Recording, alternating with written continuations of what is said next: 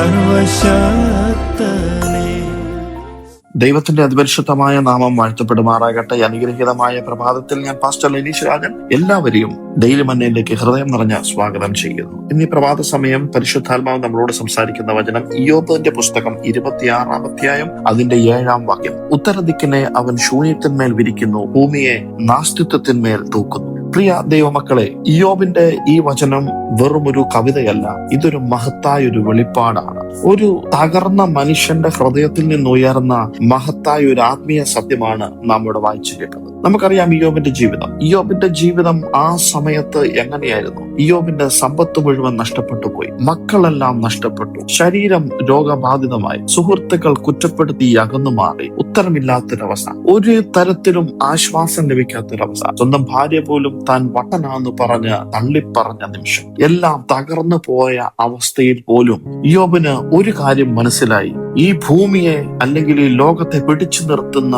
ദൈവം ഇയ്യോബിനെയും പിടിച്ചു നിർത്തുമെന്ന്. അതുകൊണ്ട് ഈ വചനത്തിന്റെ അർത്ഥം, അല്ലെങ്കിൽ ഇതിനെ മറ്റൊരു പരിഭാഷയിൽ പറഞ്ഞാൽ, ഭൂമിയെ ഒന്നിന്മേലുമല്ലാതെ തൂക്കിയിരിക്കുന്നു. ഇതാണ് അതിന്റെ മറ്റൊരു പരിഭാഷ എന്ന് പറഞ്ഞാൽ മനുഷ്യൻ എന്തെങ്കിലും നിർമ്മിക്കുമ്പോൾ അതിനെന്ത് വേണം? അടിത്തറ വേണം. വീടുണ്ടാക്കിയാൽ അതിന് ഫൗണ്ടേഷൻ വേണം, പാലമായാൽ അതിന് പില്ലേഴ്സ് വേണം, കെട്ടിടത്തിന് പില്ലേഴ്സ് വേണം. ചുരുക്കം പറഞ്ഞാൽ എന്ത് ഈ ഭൂമിയിൽ സ്ഥാപിച്ചാലും അതിനെന്ത് വേണം? ഒരു സപ്പോർട്ട് വേണം. പക്ഷെ ദൈവം ഭൂമിയെ ഒന്നിന്മേലുമല്ലാതെ തൂക്കിയിരിക്കുന്നു. മനുഷ്യന് എപ്പോഴും ഒരു സപ്പോർട്ട് ആവശ്യമാണ്, പക്ഷെ ദൈവം തന്നെയാണ് സപ്പോർട്ട് എന്ന് തിരിച്ചറിയുന്നതാണ് ഏറ്റവും വലിയ സത്യം. നമുക്ക് കാണാൻ കഴിയാത്ത ഒരു ശക്തിയാൽ ദൈവം ലോകത്തെ താങ്ങി നിർത്തിക്കൊണ്ടിരിക്കുന്നു. അതുപോലെ തന്നെ നമുക്ക് മനസ്സിലാകാത്ത വഴികളിൽ ദൈവം നമ്മുടെ ജീവിതവും താങ്ങിക്കൊണ്ടിരിക്കുകയാണ്. സംടൈംസ് ലൈഫ് ഫീൽസ് ഹാങ്ങിങ് ഓൺ നത്തിങ്. ചില സമയങ്ങളിൽ നമ്മുടെ ജീവിതവും അങ്ങനെ തന്നെയാണ്. നാളെ എന്താകുമെന്ന് നമുക്കറിയത്തില്ല. പ്രാർത്ഥനയ്ക്ക് ഉത്തരം വൈകും, വാതിലുകൾ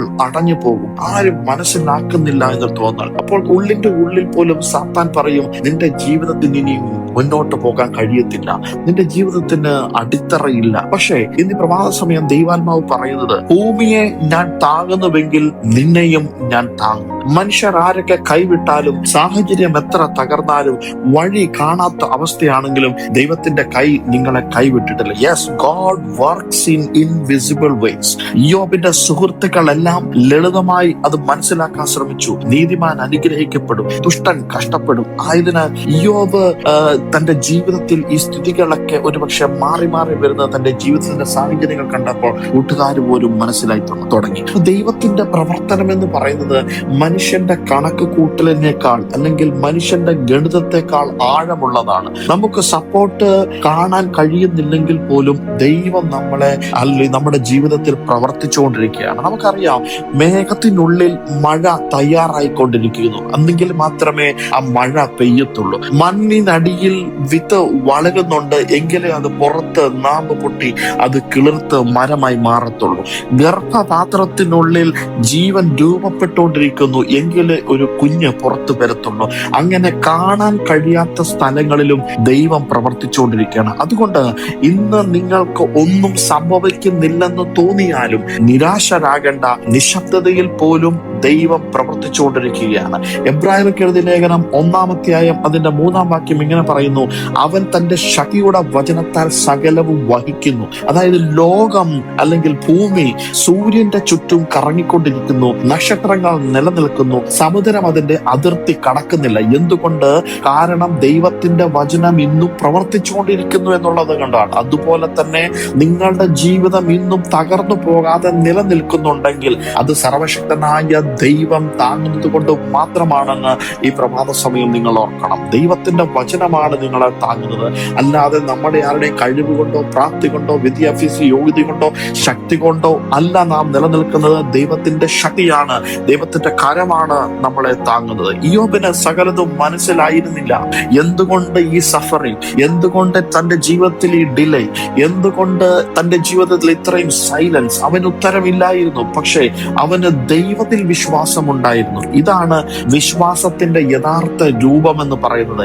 എല്ലാം മനസ്സിലാക്കി കഴിയുമ്പോൾ വിശ്വസിക്കുന്നതല്ല ദൈവത്തിലുള്ള വിശ്വാസം എന്ന് പറയുന്നത്. ഒന്നും മനസ്സിലാകാത്തപ്പോഴും ദൈവത്തെ മുറുകെ പറ്റി നിന്ന് ദൈവത്തിൽ വിശ്വസിക്കുമ്പോഴാണ് അതൊരു യഥാർത്ഥ വിശ്വാസിയായി മാറുന്നത്. ഹല്ലേലൂയ. ഇന്ന് പ്രഭാത സമയം ചിലരോട് ദൈവാത്മാവ് പറയുന്നത്, നിങ്ങളുടെ ജീവിതം തകരാൻ പോകുന്നുണ്ടെന്ന് നിങ്ങൾക്ക് തോന്നുന്നുണ്ടെങ്കിൽ, നിങ്ങൾക്ക് ആരും സപ്പോർട്ടില്ല എന്ന് നിങ്ങൾക്ക് തോന്നുന്നുണ്ടെങ്കിൽ, നിങ്ങളെ കൈപിടിച്ച് നടത്താൻ ഹല്ലേലൂയ ആരുമില്ലെന്ന് നിങ്ങൾക്ക് തോന്നുന്നുണ്ടെങ്കിൽ, ഇന്ന് ദൈവാത്മാവ് പറയുന്നത്, നിങ്ങളെ മനുഷ്യരല്ല പിടിച്ചു നിർത്തുന്നത്, ദൈവം തന്നെയാണ്. നിങ്ങൾ ശൂന്യതയിലല്ല, നിങ്ങൾ ദൈവത്തിന്റെ കരങ്ങളിലാണ്. അതുകൊണ്ടാണ് യെശയ്യാ പ്രവാചകന്റെ പുസ്തകം 41-ാം അതിന്റെ 10-ാം വാക്യം പറയുന്നത്, ഭയപ്പെടേണ്ട, ഞാൻ നിന്നോട് കൂടെയുണ്ട്. അതുകൊണ്ട് ഈ തിരുവചനം നമ്മളെ ഓർമ്മിപ്പിക്കുന്നത് എന്താണ്? നമ്മളെ പഠിപ്പിക്കുന്നത് എന്താണ്? ഭൂമിയെ താങ്ങുന്ന ദൈവം നിങ്ങളുടെ ജീവിതവും താങ്ങുന്നു. മനുഷ്യന് അല്ലെങ്കിൽ ദൈവത്തിന്റെ സപ്പോർട്ട് കാണാൻ കഴിയുന്നില്ലെങ്കിലും ദൈവത്തിന്റെ കൈ പ്രവർത്തിച്ചു കൊണ്ടിട്ട് ഇരിക്കുക തന്നെയാണ്.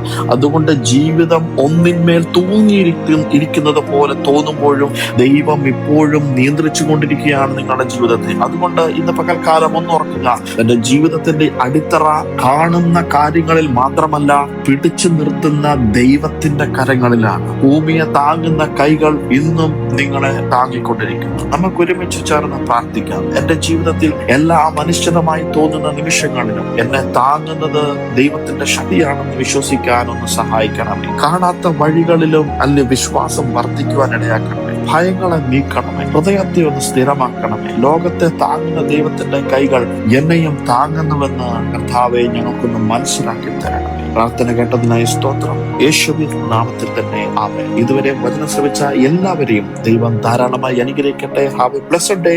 God bless you.